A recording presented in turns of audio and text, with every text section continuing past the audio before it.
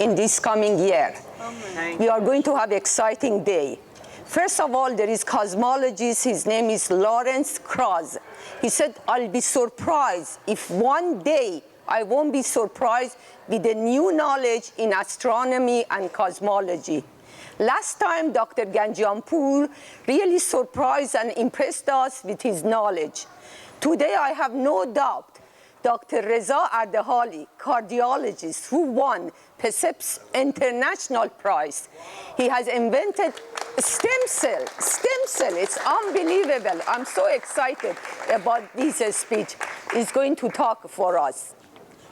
I only hope that Bonnie, Angela, and I also impress you with our own knowledge. I'm going to talk a lot today. I'm sorry, a lot. Why? Because we go to a lot of parties. We only have fun in parties. But here we are going to have fun and we are going to exchange information. I'm hoping that all of you participate in this program. And if you read a nice book, please, we want to hear about it. Bonnie June is going to talk about amazing book. Angela learned about 10 foods that really essential for our body. And I'm going to talk about a lot of subjects. Okay. Let me ask, first of all, our guest of honor, Dr. Reza Ardehali, to start this lecture.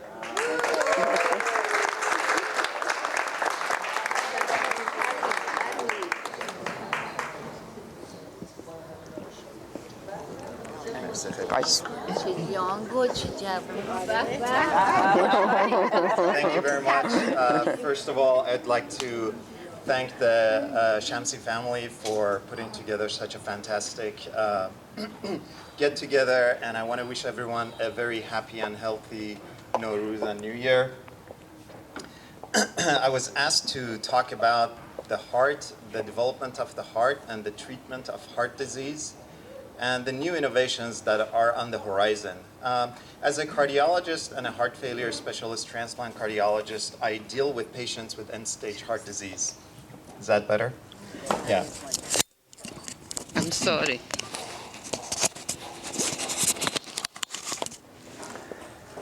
I deal with patients with end-stage heart failure who have no other options other than use of mechanical circulatory support or transplantation. However, these are the current therapies that are available for end-stage heart disease.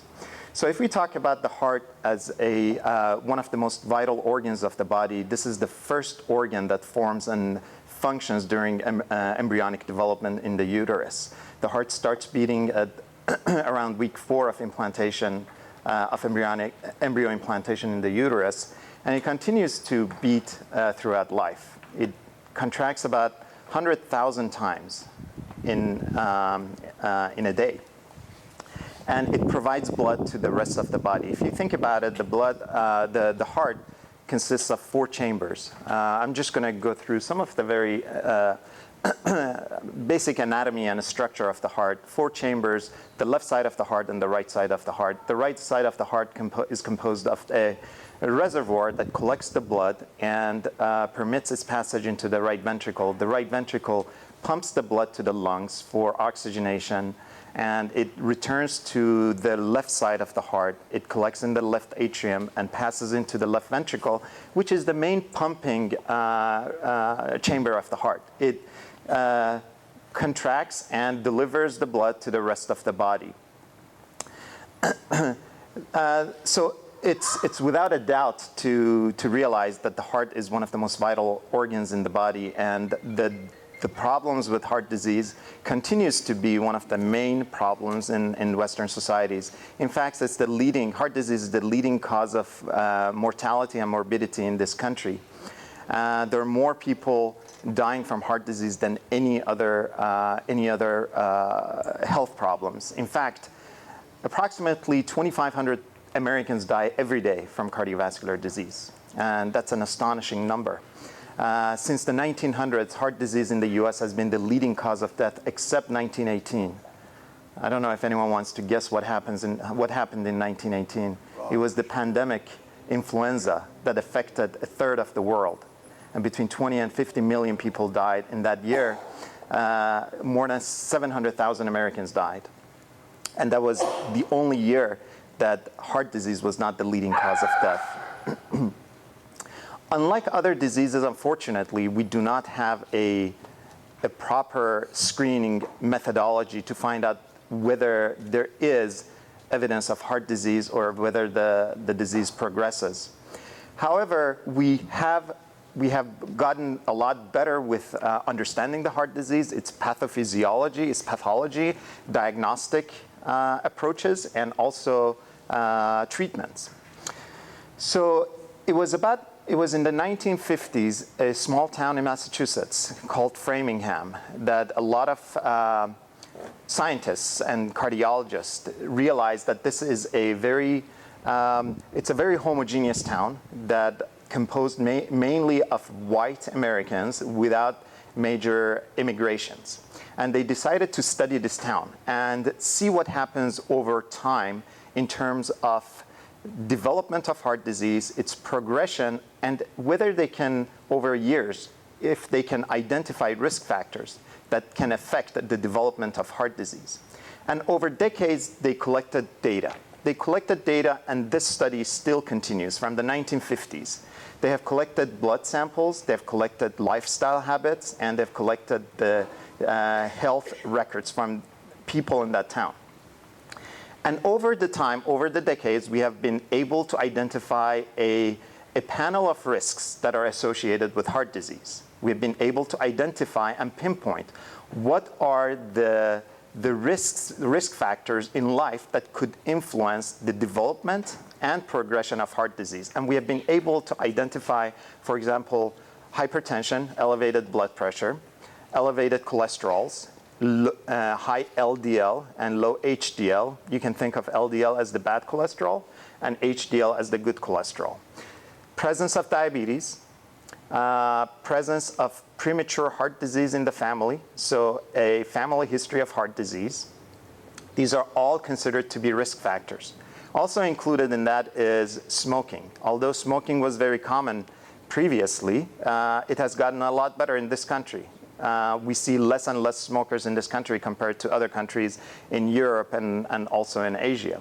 These are all considered to be risk factors. So we have been able to identify and develop a risk score. It's called the Framingham risk score, along with many other tools that we have developed to predict the presence and progression of heart disease. So one can identify, one can look at the presence of these risk factors and predict what happens over the next 10 years in an individual with specific risk factors. So let's think about some of these risk factors. We talked about these are all considered to be organic risk factors, but I'm not going to lie to you and say that other risks in life will not have an effect, for example, stress. And I want to share that with you, that stress actually does play an important role in the development of heart disease. When I was doing my training in the early 2000s in the East Coast in Baltimore, I saw a lot of patients who would come to the hospital after a major social event, and they would be in fluid heart failure. I remember very vividly a 78-year-old female who came to the hospital, and she was in fluid heart failure. Her heart was not pumping very well. And upon asking questions, I realized that she had a very, very healthy lifestyle. She was very healthy. And that evening, she went home, and her family decided to throw her a surprise birthday party. So she opened the house, and everyone yelled surprise. It was a significant stress on her, and that caused her to go into heart failure. And 3 days later, she went back to normal. So she acted exactly like an acute heart attack. However, she very, very rapidly recovered. And we saw a lot of these things happening, and we collected the data, and we called it broken heart syndrome. And it was published, actually, believe it or not, on February 14th, 2004, in New England Journal of Medicine on Valentine's Day, and it was called broken heart syndrome. And this is, perhaps it has something to do with the release of hormones that would affect the function of the heart. And the way it presents itself, it's also the broken heart syndrome, it's also called takotsubo. Takotsubo is a Japanese term for a vase with a narrow neck.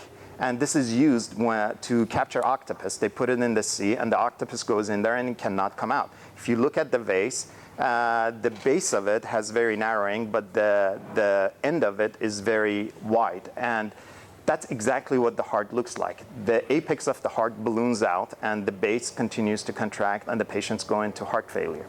So I wanted to share with you that although we do have a lot of organic risk factors for heart disease, there are other risk factors that we're not aware of. We cannot scientifically pinpoint, but they still exist.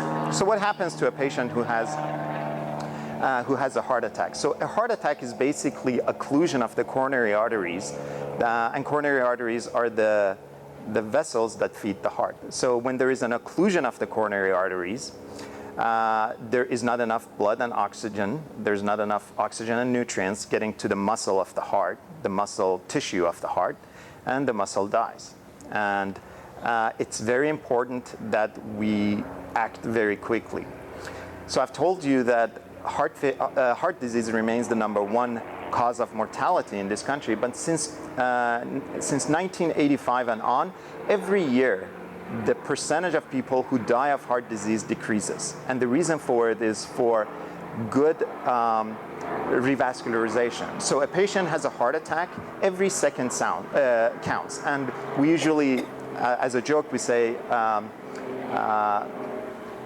time is tissue. So every second counts. When the patient comes into the emergency room, when we get an EKG, and when we find out that the patient is actually having a heart attack, we actually have to revascularize these patients very rapidly. That means that we have to open up the culprit vessel, which has narrowing. And we do it by a number of different strategies, including putting stents, and in certain cases by doing surgery, by doing bypass surgery. So basically what we're doing is, in layman's term, is plumbing. We just go in there, find the clogged artery, we open it, the circulation continues, and the sooner we do this, the better the chances of rescuing the muscle that's at risk. So it's very important for everyone who has any evidence of heart chest discomfort to take this very seriously and act upon it. So we've done a very, very good job of doing these revascularization. So people who had heart attacks 30 years ago, we would just have them bed rest, and a lot of them would die. Now we have ways of making these people survive. However, all we have done is we have caused the survival of these people, and we've just misplaced them into another category, which is called heart failure. So patients who have heart attacks, some of the muscle is dead, and the heart is not pumping very well, and they go into heart failure. The heart is not pumping, so the fluid backs up. They get fluid retention into the lungs. They have a hard time breathing. There is fluid accumulation in the lower extremities. They have edema. They have swelling of the legs. They can lie flat. And these are all symptoms of heart failure. And what do we do? What do we do with patients who have heart failure? We have a number of medications that help with stopping the progression of heart failure. And then in certain cases, and these medications, most people respond very well to these medications. However, there are certain patients who reach end-stage heart failure that medications don't do anything for them. So we have other options, including mechanical circulatory support, or left ventricular assist devices, or even artificial hearts, or heart transplantation. The first heart transplantation was done in 1967 in South Africa, and in the US it was done several years after that. The first artificial heart was done in 1981 in a dentist from Seattle who decided that he wanted to be an experimental subject for the development and progression of science. And he had his total artificial heart placed at the University of Utah. He survived for close to 87 days, around 90 days, and he died of multi-organ failure. And over time, we haven't perfected, but we have made significant progress in both heart transplantation in terms of immunosuppressive agents, so that after heart transplantation, patients can continue having their normal life, and also with total artificial heart. However, these are not without risks. People who have heart transplantation, they're at increased risk for infection, for development of cancer, for blood clots, and also people with artificial heart or left ventricular assist devices are at increased risk for bleeding and clots and strokes. And these are extremely grave cases that we deal with every day. So what are the innovations that are on the horizon? Aside from the clinical work that I do, I have a research laboratory, and I do research in stem cell and rejuvenation of the heart. And